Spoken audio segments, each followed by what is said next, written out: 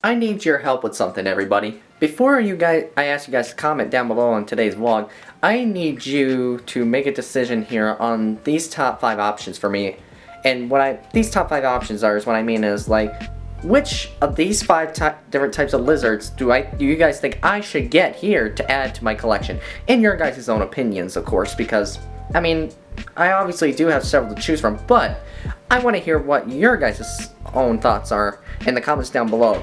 So let's go ahead and just jump right into the first one. So right off the bat, the first type of lizard I would probably consider maybe actually having in my possession someday in my future would probably be an emerald tree skink. And obviously, I'm surprised that they don't get that much enough attention, believe it or not, but I think they are a really unique looking lizard, even though I've not seen one yet in person, but I have seen some photographs and actually seen them on YouTube before.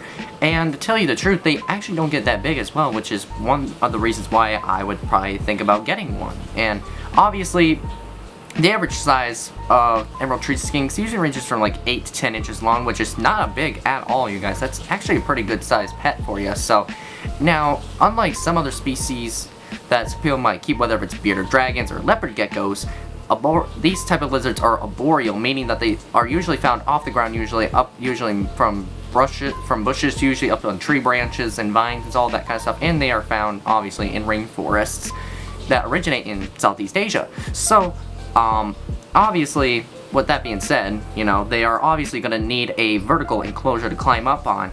So, and they're actually not too hard to care for, it sounds like, even though their maximum lifespan is not completely known, but it sounds like from what I've read online is that it's about a minimum of like 5 to 7 years minimum, so that's a pretty decent lifespan actually for a skink. So, but with that being said, the minimum size enclosure for these guys is roughly probably about 18 by 18 by 36. So, and usually the 18 by 18, you guys, is meaning like it's the length and width, but the height of the cage is 36 inches. So, obviously, like I said, they need a vertical cage because these guys are tree climbers quite a bit. So, obviously, you're going to need a lot of branches for them. So, but that being said, though, it would be an interesting species to have, you guys. So, again, just a thought on that one, but we got a few more to choose from, so let's go ahead and see maybe I might have another one for you to think about. A question for you folks out there. Have you noticed anything different around the house? I'll give you about 2 seconds. Alright, time's up. Already, so it's officially getting towards spring up here finally. Pretty much all this snow has melted away, you guys. There's literally just this very batch left, and then over here and up towards the road up there. But so I'm very excited finally that spring is officially here, you guys. It is gonna be expected to warm up here eventually, but I'm so glad that finally winter is going to give us a break finally for the next few more months. So it's just, I can't believe we had finally winter is just over like that. So it's truly a blessing to finally that winter is officially done. So, and right now, the forecaster today is calling for rain, so that's no biggie at all because the grass and the trees need it. So hopefully here, maybe in another month or so, I might try and take you guys maybe out doing a little bit of bass fishing. If you guys want me to do a video on that, feel free to let me know in the comments below. So, but at this meantime though, really it's really nice to finally see all this nasty white stuff going away. So, but nonetheless though, we still got tons of stuff to get done. So let's go ahead and head back into the house. My next species have always thought about actually having as well would probably be a veiled chameleon, and for obvious reasons is because, you know, veiled chameleons now these days are very affordable to purchase actually, and they're relatively easy to care for. So, but if we go back like maybe 25-30 years ago, they were not as easy as to afford, you know, because so many of them were wild caught. But now that there's captive breeding with them, it's relatively affordable to get them. And the good news is, and what I mean by affordable is, it means they're pretty cheap to get. And the typical price range for like a baby one, let's say, is roughly about 50 bucks a piece, which is like I said, that's pretty affordable. But there can be some out there that can go up to close to about 200 a piece. Now, I'm not sure if that's for actual like full-grown adults or old ones, but it really just maybe depends on the seller. So, and the one thing that's unique about these chameleons is it's just really how easy they are to care for. So obviously, as the species they are, they do require some high humidity, you guys. Roughly, probably close to about 70-80% humidity. And obviously, they are going to need high temperatures, of course. Obviously, ranging probably from like the low 80s to upper 80s, somewhere around there. So, and of course, the type of enclosure I'm definitely going to have to get for them, kind of like an emerald tree skink, is a vertical enclosure. Probably roughly about 18 by 18 by 36, probably about that same size. If not, maybe a bit bigger, maybe like a screen reptibreeze, maybe made by Zoom Man, the screen cages. So, it's just really another species I've looked into it, you guys. But, I mean, again, you know, this is only the second type of lizard I probably would maybe have in my possession, but... And here's a little fun fact too, you guys.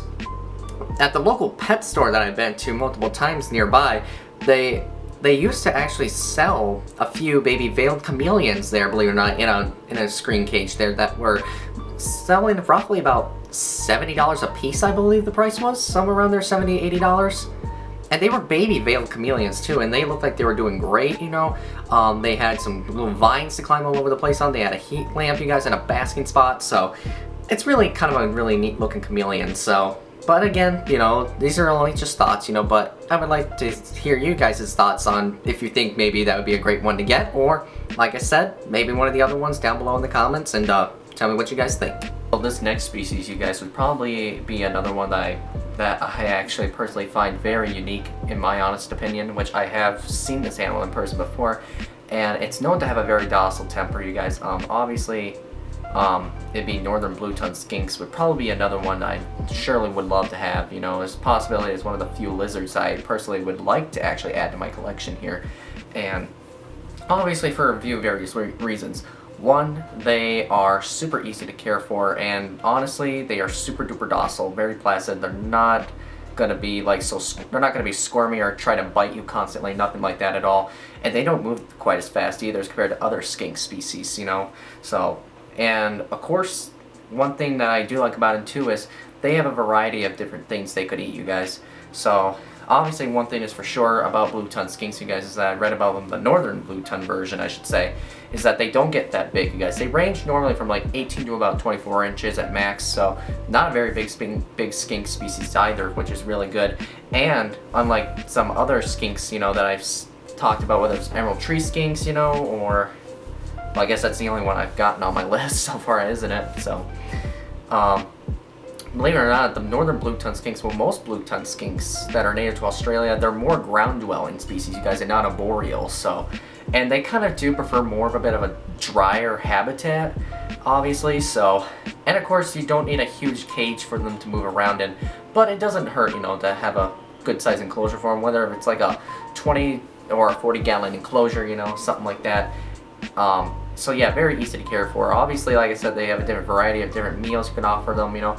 And from what I've actually heard as well is that, I've never seen it in person, but it does sound like it definitely would make sense, is that some people have actually fed their blue-tongued skinks some both cat or dog food as well. So that's kind of a unique thing about them, you guys, and they are super duper easy to handle. You can they'll literally pretty much just sit in your hand the whole time while you're holding them until you just put them back in their cage. So it's really neat, you guys, and the reason they obviously call them blue-tongued skinks is because they have a blue tongue, and they use that, believe it or not, as a defense mechanism to intimidate predators, just to tell them to stay away. I could be dangerous, even though we people know they are not dangerous whatsoever. So a very unique species, definitely would like to have in my collection.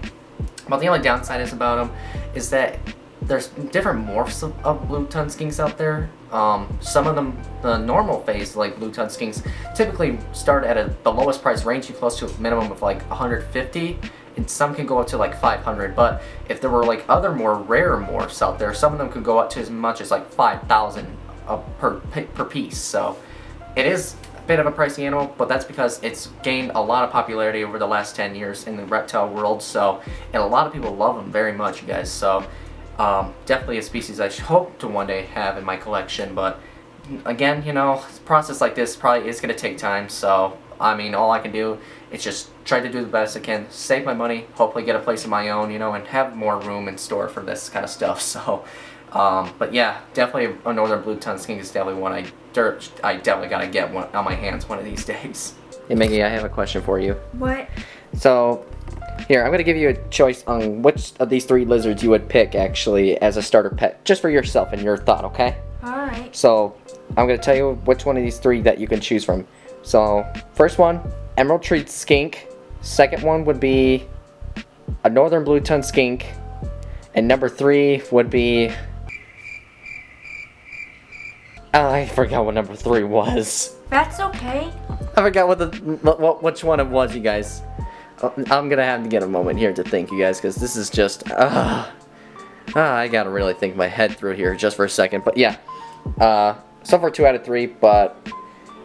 If you know what, let's go ahead with just those 2. Which one would you pick? Either the emerald tree skink or the northern blue tongue skink? I choose the first one.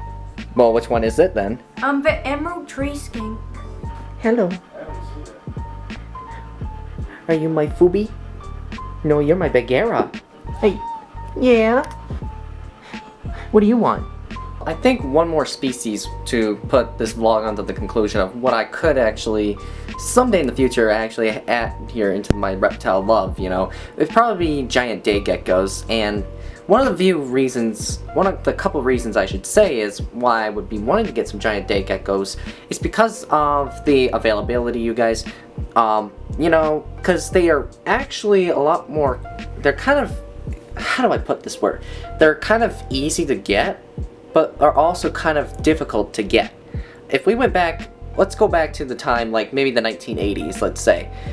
And at that time, they were pretty hard to come by in the reptile community, you guys, because most of them were imported wild-caught animals back then. And obviously, for a while, they almost didn't seem to be getting that much attention until probably like the late 90s, early 2000s.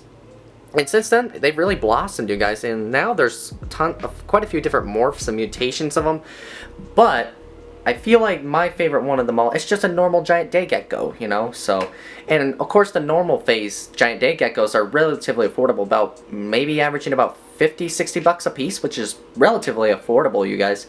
But also, I guess they said it depends on age, the morph, and also the health of the animal too. So, because there are some rare morphs out there that can go for about 200-300 bucks a piece, and I know it sounds insane, but that's just how it is when it comes to unique morphs. So, and the real availability, I hate when that happens to me. I seriously gotta go ahead and get a new ton, you guys. I don't know what to do with this one. So what I'm trying to say is that I feel like adding one of these would be a great display animal, and now an animal, unlike most of the other lizards that I brought up on today's vlog, usually giant day geckos are not known to be quite handleable, and compared to like, you know, like blue tongue skinks, you know, or, you know, like the emerald tree skink. Not really like those that much, to be honest with you. So and like I said, giant day geckos preferred to be more of a like I said, just a display animal. Now obviously, unlike blue tongue skinks, giant day geckos, they are an arboreal species, so a good size enclosure for a single adult would probably be 18 by 18 by 36 as well, because they get about 10-11 inches long. So it's probably definitely recommended for it, and you definitely want to add a lot of vegetation in there for the animal, especially some branches and stuff, because obviously it's going to want to find a place to hide and camouflage too once in a while. So, but at the meantime though, they're relatively affordable, but I feel like one of these days I'm going to have to get one, so, but who knows, it might come one day, it probably might not happen for another 50 years, but hey, I'm in no rush for it, people, so. But I guess that's all I got, the kind of lizards I can think of that I really truly want to get one of these days. So obviously, I have a love for all reptiles, guys, no matter what kind they are, whether they have little puny arms, feet, or no legs at all, you guys. So it's just really a love that I've had since I was a little kid, you guys. And do I think it's going to change at all? Probably not. So, and certainly at some point I'm probably going to want to get a few lizards at some point, you know, even though snakes are definitely a special reptile in my heart, you guys, but it doesn't hurt, you know, maybe try something different. So I'm thinking, like I said, one of these days maybe I could pick one of these lizards, maybe 2, 3, 4 years from now. So let me know what you guys thought in the comments below. Which one do you think actually would probably be the best one for me to start with? So at the meantime though, I'm just going to have to go ahead and let all of you go head out now. So I guess really, it's just gonna enjoy the rest of the afternoon with the family. So I'm gonna go ahead and let you all go. So I promise, me and Lucy will see you both on the next vlog.